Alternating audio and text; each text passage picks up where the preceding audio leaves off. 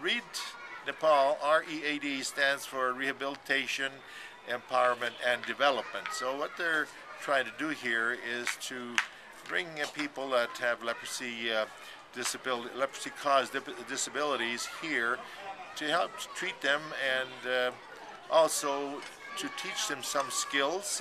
There's somebody here that is making shoes for people with deformed feet.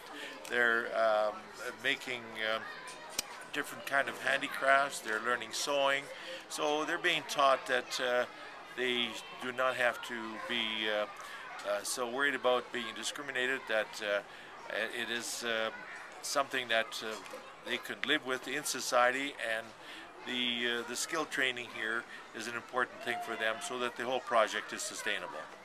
We would do our small bit in supporting the director, Raj Kumar, and leaving some funds for supplies and food and medicine, etc. We have improved the dormitory that's right behind me there, so that it is now livable. When we first saw it a number of years ago, it was just bamboo walls and wind and dust was blowing through it. It wasn't really very habitable, but we've left funds so that now the walls are nice and solid, and it's warmer, cleaner, drier, and dust is not getting through there. Also, there's a garden at the back of the place that we've encouraged them to grow so that they could raise their own vegetables to keep the cost of feeding the patients down.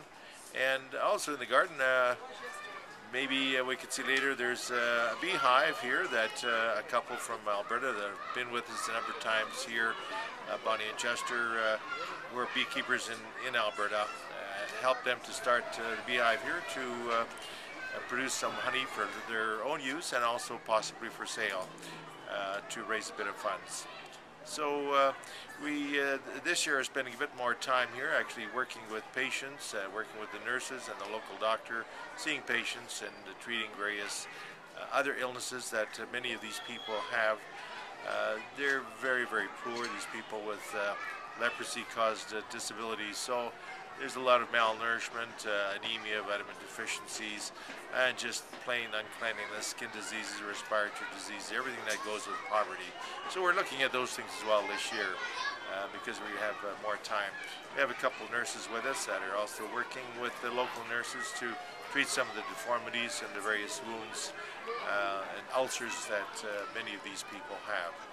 So we're enjoying ourselves and doing a bit more this year than we have. So it's been, so far, a very good experience. People with leprosy have been stigmatized as far back as you could look in history. And we had some people that wanted to come with us this year on our Southeast Asia mission, but when they heard we're going to a leprosy center, they immediately backed off. So that stigma still exists in Canada, even though the disease is curable and all the people that are here have deformities, but their infection is cured. So we cannot catch leprosy from any of the people here. The stigma is very bad here in Nepal, as it is in every other country. And the director of the center himself contacted leprosy when he was a young boy. He was cured, but he was left with just stubs for fingers and toes and other deformities, and the treatment that he had to cure his leprosy caused other medical problems, which he is suffering now. So we're trying to encourage him to continue and help him. But his main mission in life is to try to let people know that leprosy is just much like any other thing. It is curable, it is treatable, it's not highly contagious, and it is not the dangerous disease, and we should not be any more afraid of people with leprosy than we are people with cancer, for instance. They are both horrible diseases, but they are treatable, and they're not. Leprosy is not the danger that so many people think. So that is his main goal in life, and through this center he is really pushing that, and we're certainly trying to help him in that respect.